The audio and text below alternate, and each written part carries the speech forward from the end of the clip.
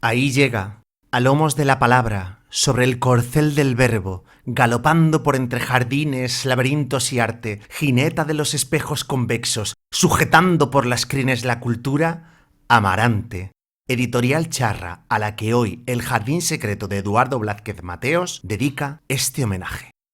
Comenzamos.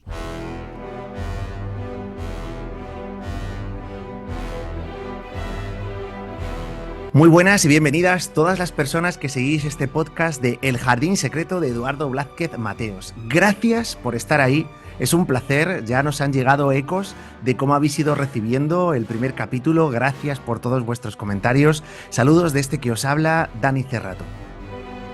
En este segundo capítulo, nuestro Cicerone particular nos lleva de la mano a realizar un viaje panegírico a su querida editorial Amarante, en la que ha publicado libros tan famosos como Los laberintos del Caballero Oscuro, en colaboración con Antonio Julio López Galisteo, Juana I, reina sonámbula, o Las lágrimas de Julieta. Estos dos últimos junto con Enricarta Rodríguez. Muy buenas, Eduardo, ¿qué tal? ¿Cómo estás? Muy bien, muchas gracias por invitarme, un placer enorme. El placer es mutuo, ya lo sabes. ¿Por qué nos invitas hoy en tu jardín secreto a este viaje por la editorial Amarante? La editorial Amarante es una editorial de la libertad, de la expansión. Ha sido un apoyo, un pilar fundamental para la publicación de textos arriesgados, donde Carlos de Tomás y Mercedes siguen siendo una manera, una forma, una expresión de lo que considero que es el viaje alado. Qué maravilla. Me encanta que hagamos este panegírico, ¿no? Hoy le llamamos panegírico, este canto a esas personas que están detrás de los libros que llegan a nuestras manos y que, bueno, a veces no tenemos conciencia de lo que supone todo el trabajo que hay detrás para que ese libro pueda estar ahí, ¿no? ¿Cómo llega Amarante a tu vida, Eduardo? Pues nace desde la sospecha que es una editorial muy valiosa, rigurosa, creativa, que une ciencia con arte. Quizás seguramente porque los años que estuve en la Universidad de Salamanca crearon también una idea de la editorial, en parte muy influenciada por Fernando Rodríguez de la Flor, uno de los grandes intelectuales de este país. Mandé el manuscrito que habíamos escrito Ricarta y yo sobre la historia, nuestra visión de la historia de Julieta, y ahí empezó a aflorar el jardín. Luego hablaremos de esa obra y de otras más, porque, bueno, creo que son apuestas valientes, no solo por parte de Ricarta y tuya, sino también por parte de Amarante, ¿no? Porque Amarante, bueno, he estado viendo un poquito de su línea editorial, trabaja mucho con el ámbito, me comentabas también, ¿no? Así entre bambalinas, del derecho en Europa y demás, y que hagan una apuesta por este tipo de trabajos también es absolutamente valiente y maravilloso y habla también de la apertura de mente de la línea editorial de Amarante, ¿verdad? Sí, y además ellos tienen una manera de interpretar, incluso de etiquetar en el buen sentido las piezas que hemos ido creando, siempre muy influenciadas por la visión cinematográfica, por el cine. Ellos incluso y han ido definiendo los libros como obras o ensayos artísticos, como novelas artísticas, ¿no? El Ujú. concepto de novela artística es un concepto incluso que da mucho que pensar, donde ellos no solamente arriesgan, sino que entran en el barco, entran en el viaje, entran en la odisea contigo, ¿no? Y lo amplían para que el lector sepa que está, además de leyendo un relato, alegórico casi siempre, están entrando en un museo. Cada libro es entrar en un museo, como Qué cada bonito, revista es entrar en una galería de exposiciones. qué bonito. ¿Cómo es ese viaje en el que de manera tan bella se involucran con vosotros? Pues es un estímulo porque además para los que somos hiperactivos, como Ricardo y yo, pues, contactar o tener a una persona como Mercedes o como Carlos de Tomás es entrar precisamente en esa concepción creativa disparatada donde mezclas todos los conocimientos del Renacimiento, del Barroco, con los planteamientos de las vanguardias artísticas, con la visión del surrealismo y esa comprensión, esa libertad, esa visión de la poesía para llegar a algo tan clásico como tan rupturista, donde entienden además perfectamente que todos los libros están apoyados y sustentados por la metodología científico-creativa de Avi Barbour. Esa Ujú, concepción barburiana que tanto les gusta ha ujú. sido precisamente lo que nos ha servido para trabajar más, para ampliar horizontes. Qué maravilla. Qué bonito también que un autor y una persona, bueno, pues tan influyente como tú en estos ámbitos, ¿no? De las artes mixtas. El otro día decía tu gran compañera Marifé, ¿no? Que tú no eres investigador, sino mega investigador, ¿no? Como que tú vas más allá todavía de la investigación, ¿no? ¿Qué obras habéis publicado o has publicado con Amarante? Cuéntanos algunas de ellas en títulos y luego podemos destacar algunas que te apetezca. La primera obra, Las lágrimas de Julieta, nos llevó a las lágrimas de Romeo. Con el tiempo nos llevó a las lágrimas del hijo de Romeo y Julieta, de John Capuleto. Es cierto que ha habido también obras que nacieron como Odisea por un mar onírico, que nos llevó a regreso a Ítaca, y que ha llevado también a una que se publicará el próximo año, que es Bilbao en las horas. Es decir, unas van llevando a otras. Primicia esto, ¿no? Primicia. Sí, Bilbao en primicia. las horas. Bilbao en las horas con asesinatos, donde además Ricarta y yo estamos con Begoña Moares de Segurola, que es de la que hablábamos, la musa invisible autora que no se ve pero está siempre presente, es Sempiterna. Qué importante. Y en esa encrucijada pues surgió con Julio López Galisteo también el relato del Caballero Oscuro, que es la visión del personaje de Batman en el contexto de la Florencia del siglo XVI, con un viaje a Venecia lleno de enigmas que sobre todo tienen la posibilidad de darnos la visión de Batman ligada o vinculada con eso que necesitábamos saber de una persona que no tiene poderes especiales, sino que tiene que tener una formación intelectual humanista, que nosotros la ubicamos en ese lugar. La galería es muy grande, pero mi compañero de viaje, Ricardo Rodríguez, ha sido crucial en este entramado, porque todos los libros que hemos escrito juntos se han publicado por Amarante, Qué y ha bueno. sido una experiencia de vida, ha sido una experiencia que nos ha cambiado muchísimo a los dos. Porque ¿cuánto tiempo lleváis ya trabajando juntos y con Amarante? Llevamos desde el 2018, pero a un ritmo vertiginoso. Me lo imagino, porque ya nos has hablado de 5 o 6 libros. En 6 años salís como a libro por año, más o menos. Increíble. ¿Qué te parece si nos adentramos en algunas de ellas? ¿Te parece? Sí, claro. Venga, pues somos todo tuyos.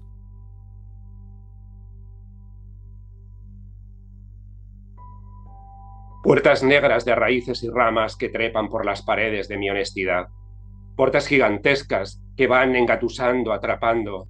Mentira sabida y permitida que me destroza, farsa, descarada que consigue ponerme en el arco del umbral. Miro así el infierno, con el dolor creado por la estupidez carnal. Umbral tenebroso, perdóname, perdóname, pero no caeré en tus brazos, brazos de engaño y sufrimiento. De ti me despido y aquí me elevo. Despliego mis alas blancas, liberadoras, y me alejo. Sé que no te echaré de menos. El tema de este texto, este fragmento de las lágrimas de Julieta, Qué belleza, Eduardo. está circunscrito a las puertas de Cristina Iglesias, quizá una de las conquistas más significativas de la nueva historia del Museo del Prado. Es una Ujú. escenografía y como especialista en la materia, es una de esas escenografías que hay que visitar como quien visita una obra maestra del mundo clásico, como quien visita la Plaza Mayor de Madrid. Es decir, es un paso fundamental. ¿Cuál es el hilo conductor de las lágrimas de Julieta? Pues el hilo conductor es la vuelta y la mirada a el texto de El sueño de Polifilo de Francesco Colonna de finales del siglo XV, Ujú. que es la génesis, el útero, pero al tiempo el umbral del relato. El sueño de Polifilo es el viaje de Polifilo para encontrar a Polia. Polia es el conocimiento, la luz, la revelación. Polifilo, que es Romeo, va de la mano de la diosa Venus hasta que llega a la isla de este personaje magnífico que es Polia, que es Julieta, y donde en esa isla circular redonda como en los jardines de Boboli se entra en lo que realmente representa Julieta, Polia, que es la significación de una luz que se explica y se expone a través de lo que es la concepción de la sabiduría, con mayúsculas, dentro de la cosmogonía del Renacimiento además de Venecia, que allí estaba todo lo que era la conjunción de grandes pintores además, en parte influenciados posteriormente, inmediatamente, por la llegada de Leonardo a la mítica Venecia. Entonces, todo eso significan colores, viajes cortos que son muy largos, Marco Polo, largos pero cortos. En ese sentido, la historia de las lágrimas de Julieta es la historia de un viaje que se realiza también desde los parámetros, por supuesto, estéticos de la Venecia del 400 y del 500, pero a la vez es la historia de un viaje sobre o acerca de la danza. El primer capítulo es un ballet. Los siguientes capítulos están conquistando la danza contemporánea y al final triunfa o se impone el teatro. donde hay una escena de espejos, muy a la manera de Orson Welles, como no, Ujú. donde los espejos van dando esa convexidad, concavidad, distorsión, que es tan importante para entender a una Julieta que en los bosques de Arteaga, en Vizcaya, se transforma como Orlando, se transforma en un hombre. Ella quiere ser un hombre. Qué interesante, Eduardo, y qué mirada tan profunda y tan diferente de lo que nos han contado de Romeo y Julieta, que al final se han convertido en imágenes a veces de un amor romántico muy superficial y muy banal, ¿no? Cuando están cargados, como tú nos estás contando, de una profundidad tan enorme, ¿no? O sea, mirando, o sea, llevando la mirada así, pues también a través de esos espejos hacia rincones mucho más profundos, pues como tú nos hablas, de la sabiduría, de esa búsqueda, ¿no? Del ser humano, de la autenticidad. Qué absoluta maravilla. Muchísimas, muchísimas gracias. Me encanta este formato porque así también nos adentramos en esa forma tan preciosa que tenéis de escribir, tan poética y que a mí me apasiona tanto. Sí, es cierto que la fuerza de los personajes femeninos o la feminización de los personajes masculinos es una constante en nuestros libros. Ujú. Cuando terminamos de escribir Las lágrimas de Julieta, Henry y yo comentamos, somos más libres desde el libro, desde la experiencia, desde la vivencia. En el texto, por ejemplo, que ha sido llevado incluso al ballet de Juana I, Reina Sonámbula, que tiene además la metodología barburiana, hay muchos momentos en los que uno entiende que Juana I, Reina Sonámbula, apasionada por la música, apasionada por la danza, cuando está en Tordesillas, que es donde se centra el libro, tiene unas vivencias que se explican no dentro de la locura, sino dentro de la melancolía, dentro de ese espíritu saturniano, dentro de las sombras, que son tan importantes para definir también no solamente una reina legítima, muy querida, además no solo en España, Sí. sino que además representa ese lugar o ese personaje en el que como español puedes mirarte porque es leal, es rica en matices, es un amante del humanismo y de las humanidades, va a ser educada por un humanista napolitano, etcétera, etcétera. Y es un personaje donde a nosotros nos gustó mirarnos, porque veíamos una España en ella que es un ideal de belleza, más importante que la imagen de la libertad guiando al pueblo de Delacroix. Nuevamente, esa mirada profunda y de más allá, ¿no? De no Mm. quedarnos solo en lo que aparece. Cuando a Juana la tenemos encasillada, nunca mejor dicho, ¿no? Allí en su torre de Tordesillas, enloqueciendo, y sin embargo, qué mirada tan salvadora de Juana, no solo como mujer, sino como persona que está viviendo un duelo, que está viviendo un desencuentro y que a la vez también, pues, siente esa distancia, esa separación con su pueblo, ¿no? Sí, para nosotros Juana de Castilla es y representa el ideal de belleza del Renacimiento español. Se pongan como se pongan. Ella es un ideal de belleza, con una sensibilidad extrema, que llega a su hijo Carlos, el emperador, ella decora, ella es directora de escena, cambia las paredes, cambia los cuadros, cambia las telas. Es una entusiasta de la calidad de las telas, de la seda, sobre todo del terciopelo. Toda esa particularidad, esa directora de escena que era ella en Tordesillas, está rescatada. Ante el espejo oval, Juana dialoga, como siempre, atónita. Se formula preguntas. ¿Qué significa ser reina en la sombra? ¿Qué aporta la narrativa de una mujer a la política? Su desahogo es como el de la madeja de Penélope. Abandona la idealización de Ulises y disfruta de su hija Catalina. Juana lleva de la mano derecha una manta de terciopelo, una eterna esencia de su vida que se define como madre, luna de caballo diosa sobre el mar de Galatea. Dormida sobre su almada nazarí, rememora en un sueño su vivencia en el castillo de Mota. Indignada por el recibimiento mezquino e indigno, se desplaza al patio de armas del castillo para llorar de impotencia, al no poder estar con su marido, al no poder llevar el atormentado sueño de su gran amor. La lluvia acompañó su tormenta interior. Desde las galerías interiores la arquitectura estaba en transformación. Los palacios, con sus muros cerrados por el arte militar, se iban abriendo como escenografías poderosas, parcialmente desnudas. Su belleza, entre la pasión y la mesura, entre la furia y los bálsamos, velaba su cuerpo sufriente que estaba lleno de luz y de agua, luz acuática, vertical, unificada a sus lágrimas ancestrales, que celebra la carne como un templo purificado, breve y embalsamado cuerpo solar de la reina descalza, que bailaba en su coreografía, con un dibujo complejo de trayectorias ejecutadas por la hermosa musa, la reina sonámbula. Abandonada en su melancolía, teñida de agua pura de la naturaleza, entra entre pétalos rojos en las troneras. Las granadas se abren para bautizar los túneles de su cuerpo, su fortaleza, ámbar de pensamiento apasionado. Ha caído al suelo. al mar de nubes rojas. Buah, qué belleza. Me sumergís en esa corte y en ese alma, ¿no? Que se va desplegando de miles de maneras. Qué belleza, de verdad.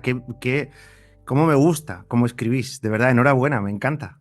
La historia de Juana es la historia de un personaje, de una reina legítima, con el que es muy fácil identificarse, porque tiene ese alma romántica bañada de espíritu, por supuesto, saturniano, telúrico, donde cada rincón es un espejo donde ella se refleja. Lo pequeño tiene una gran importancia. Las moles de los castillos como Mota, etcétera, también la tienen. Entonces, ella es una entusiasta de la cultura flamenca, de la cultura septentrional.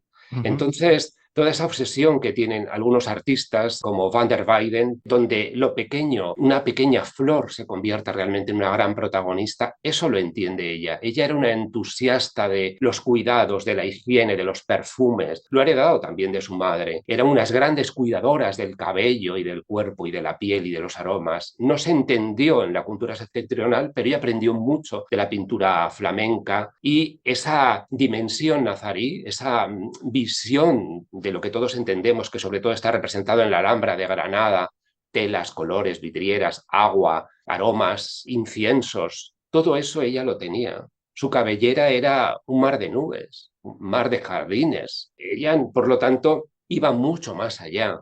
Qué Eh, eh, interesante. sí, Rescatando esa delicadeza de las miniaturas renanas, ¿no? Te estaba escuchando y no podía dejar de evocar pues, el matrimonio Arnolfini, por supuesto Van der Weyden, que soy un fan. Siempre que voy al Prado no puede faltar la visita al descendimiento y a eso. Bueno, no sé, es apasionante, ¿no? Y me resuena también mucho lo que traéis en Juana, o lo que Juana nos trae a través de vuestro libro, ¿no? Porque habéis hecho casi un ejercicio de introspección dentro de Juana, ¿no? Para traerla de vuelta y ponerla otra vez en primer plano, donde merece estar, que es En un mundo donde todo va muy rápido y donde parece que todo es superficial y rápido, pararse a mirar esos detalles, qué importante, ¿no? Esos detalles que aparentemente pueden pasar desapercibidos, pero que sin embargo están ahí y construyen el mundo y construyen la vida desde la delicadeza, desde la ternura, desde, bueno, valores que creo que siempre necesitamos estar rescatando, trayendo, apropiándonos, ¿no? O sea que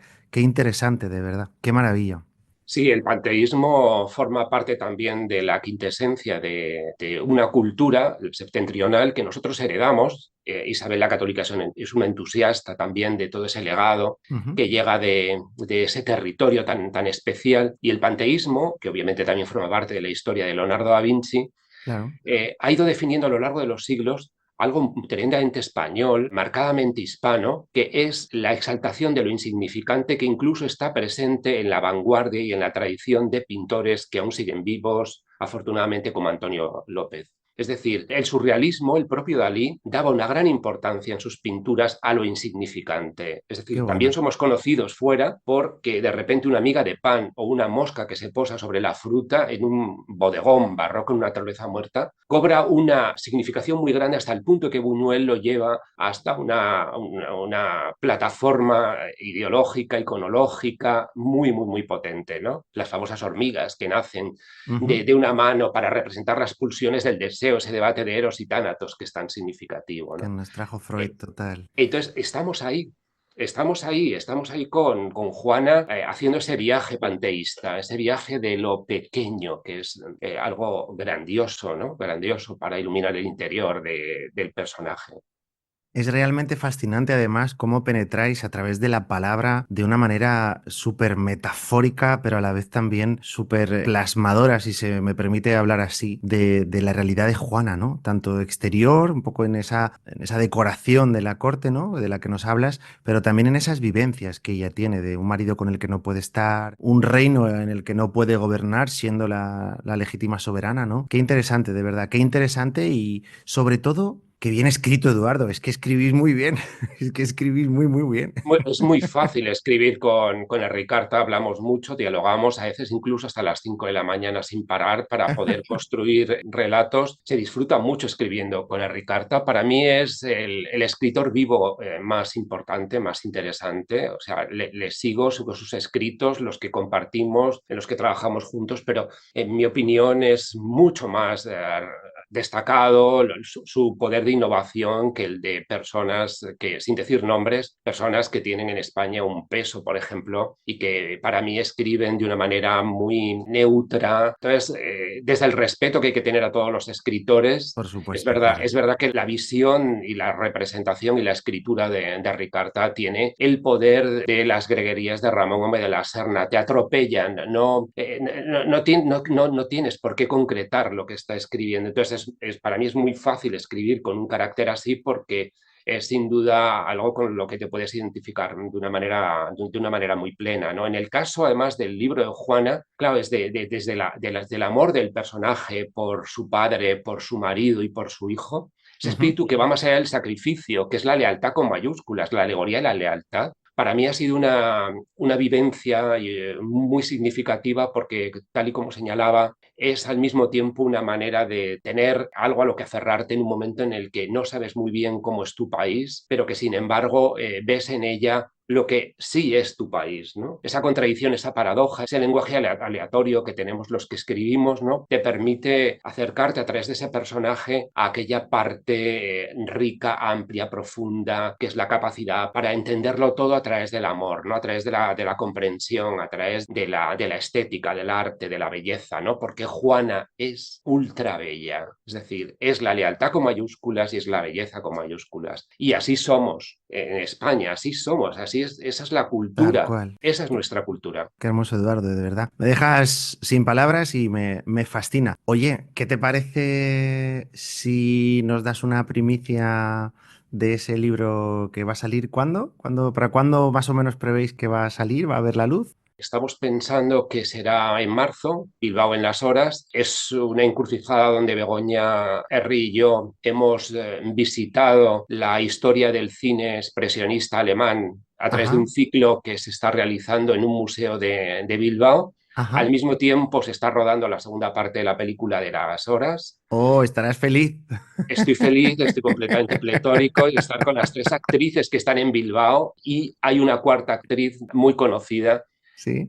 que se va a encargar de asesinar a algunas de las personas que están por Bilbao y que se va a Ajá, crear allí un suspense muy femenino. Las qué mujeres, bueno. entre ellas, tienen unas relaciones muy ricas, llenas de matices y por ahí ves entramado. Bilbao es una ciudad, es un lugar lleno precisamente de esa magia que tienen las películas expresionistas, como Las Tres Luces, etcétera. Y entonces el ambiente telúrico, apagado, es lo que enciende más la llama del deseo, del amor, de la necesidad de conocer y por ahí va una parte del recorrido del libro. Qué maravilla. Eduardo, ¿qué significa para ti escribir? Pues una parte muy importante del proceso de escritura es Ujú. conocerte cada vez mejor y más.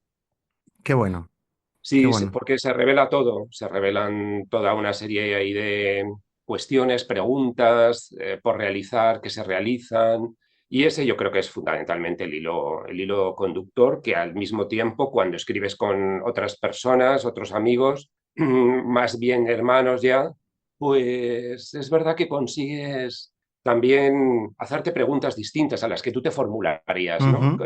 Compartir la escritura, escribir con otras personas pues es en realidad una experiencia muy revitalizante, donde al mismo tiempo que te conoces a ti mismo, pues tienes experiencias muy diferentes. En este momento que estamos escribiendo la segunda parte de este libro del que hablábamos, que se titula Este nuevo en el que estamos ahora trabajando, Aracne, Ajá.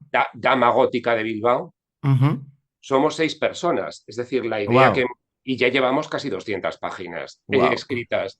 Estamos Iván, Ibai, Jesús, Enricarta, Begoña y yo. Qué bueno. Entonces, la historia del mito de Aracne, de cómo lucha contra Palas Atenea, es el gran combate de amor y de muerte, Ujú. que nos sirve para que, dependiendo del momento en el que estemos, los otros escritores a mí me sitúan en experiencias completamente diferentes. Ellos 5 son agentes de Ujú. Bilbao. Al ser tan diferentes, en profesiones, edades, uno entra en una riqueza muy grande, sobre todo de eso tan necesario que es hacernos preguntas constantemente. que es al final la riqueza del compartir, ¿no? Que cada cual viene con su viaje al hombro y en la vida, ¿no? Y poner los viajes encima de la mesa, pues crea un gran viaje común que es precioso, ¿no? Claro, fíjate, antes cuando estábamos charlando un poco, antes de grabar el podcast, decías una frase que me ha quedado y me impacta, que es que los libros, que la lectura nos salva. Claro, qué importancia que llegue una editorial como Amarante y que ponga sobre la mesa pasión, ganas, interés, atención, dedicación, recursos. ¿Qué significa para ti?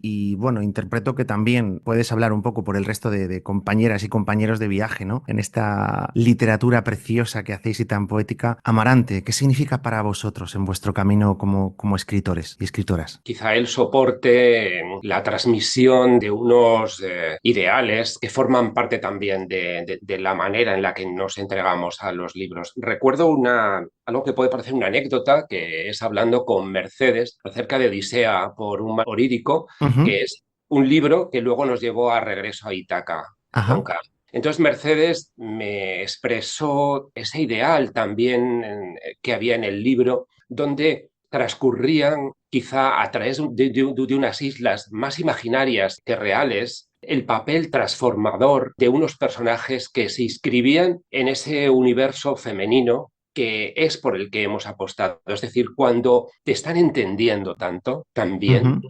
ahí es donde estás viendo, donde estás quizá hibridándote con las almas de Amarante, con Mercedes y con Carlos de Tomás. Recuerdo, por ejemplo, que cuando presentamos La Gruta de las Moradas de Mario Rica en el Museo de Bellas Artes de Bilbao, gracias a Miguel Zuaza, que es una de las personas a las que más admiro de este país, Ujú. pues ellos estaban absolutamente deslumbrados con esa imagen de presentar un libro en un museo como el de Bellas Artes de Bilbao, de esa Qué categoría. bonito, claro. Claro, entonces son apoyos, reconocimientos, comuniones que son diferentes, desde el comentario de por qué Ariadna tiene tanto peso en esa visión de Ítaca tan diferente, hasta la utilización por parte de LC Ediciones, que es una firma también paralela a Amarante. Se Ajá. publica el libro de La Gruta de las Moradas desde la certeza que se entiende que el lugar adecuado es un museo, porque hay una reflexión, como en todos los libros que ellos reconocen y te transmiten, sobre el papel que tiene el ensayo, la reflexión artística y estética dentro del libro, Ujú. donde el personaje también de Juana, por el que ellos tienen una gran debilidad, hay una reflexión estética sobre la España del Renacimiento y de Europa. Entonces, esa visión tan amplia que tiene Carlos de Tomás, esa visión tan diferente, donde cuando leyó el libro de Juana, el manuscrito, cuando le llegó, dijo, pero esto es completamente distinto a lo que yo he leído, es un gran Mm. lector. Ujú. En esos comentarios está la complicidad de alguien como Carlos de Tomás, que es un humanista, que además, por supuesto, conoce muy bien la industria, pero que al mismo tiempo es capaz de arriesgar. Hay que arriesgar en la vida, hay que arriesgar como editor, y eso ellos lo transmiten de una manera o de otra. Qué bonito. Escribir un libro, al final, no sé cómo lo ves tú, Eduardo, pero es como lanzar un velero al agua o una piedra al agua, que al final hay una resonancia en esas ondas que va dejando el libro, ¿no? Y qué bonito encontrar, pues, esa resonancia y eso que tú querías o que vosotros queríais transmitir con ese libro, pues veis que tiene un eco en otras personas y que el eco es precisamente suena a lo que queríais que sonara, ¿no? Que es a todo esto que nos estás comentando. Casi ya como cierre, Eduardo.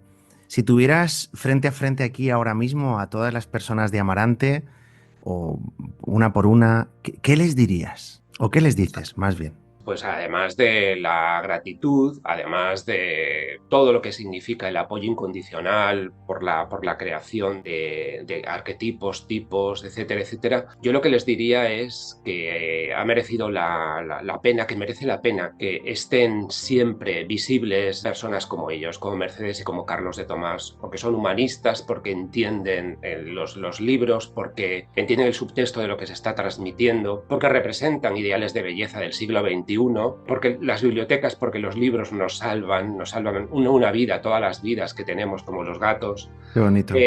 Entonces, en ese viaje, yo lo que les diría es que para mí que para mí son y representan el sueño de Polifilo, ¿no? Ese sueño de encontrar el amor en los libros, ¿no?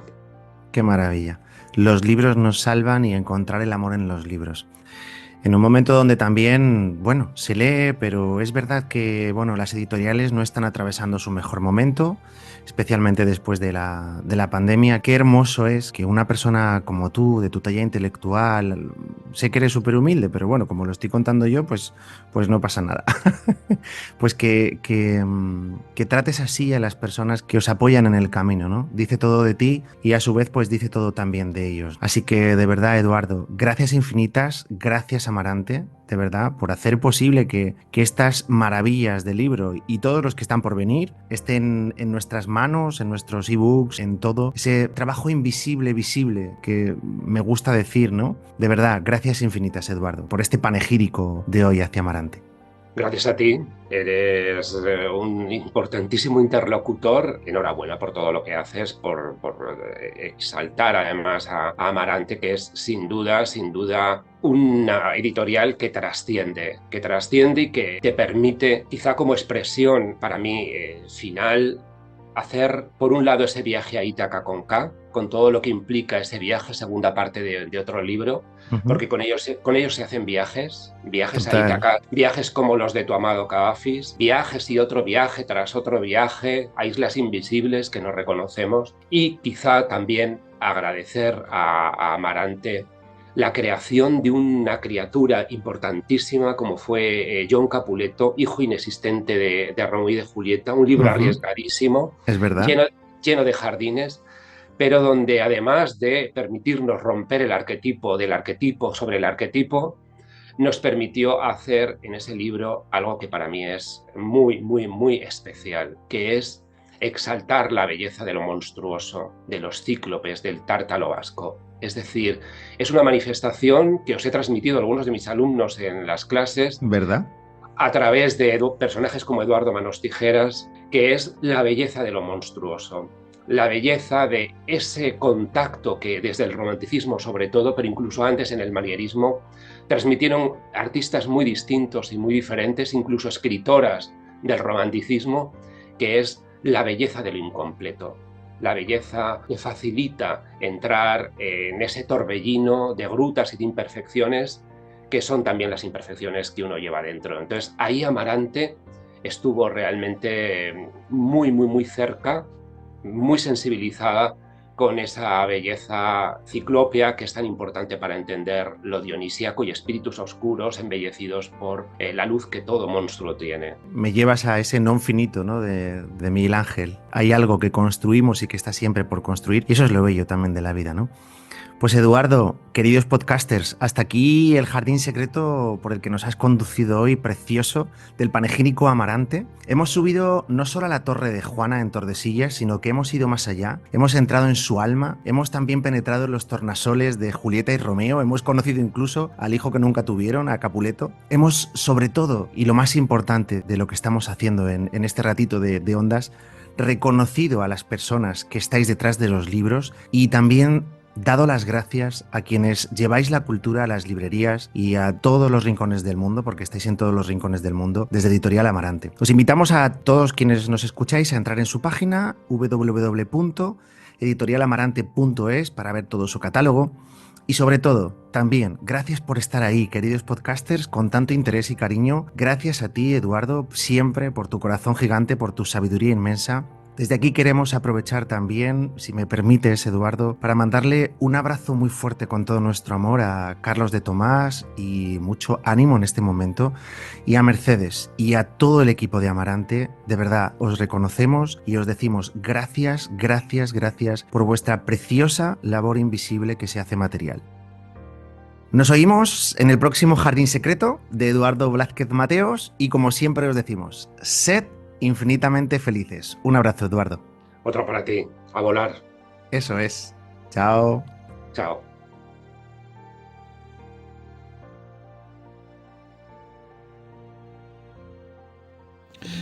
Hola, soy Ricardo Rodríguez y quería dar mi apoyo y agradecimiento a Carlos de Tomás de la editorial Amarante por su apoyo a lo largo de estos años, por confiar en nuestro trabajo y en nosotros. Es un auténtico orgullo y en concreto para mí el haber podido trabajar junto a ellos. Muchísimas gracias.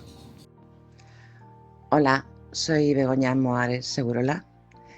Quería agradecer a Amarante su grandísimo trabajo, su buen hacer, la confianza que ha depositado en nosotros, que no en Eduardo, porque ya sabe su trayectoria de sobra, pero en mi nombre, desde luego que soy una gran desconocida para ellos y han confiado plenamente, pues transmitirles mi gran agradecimiento, mis respetos con mayúsculas y desearos en esta nueva etapa pues mis mejores deseos y que todo os vaya estupendo.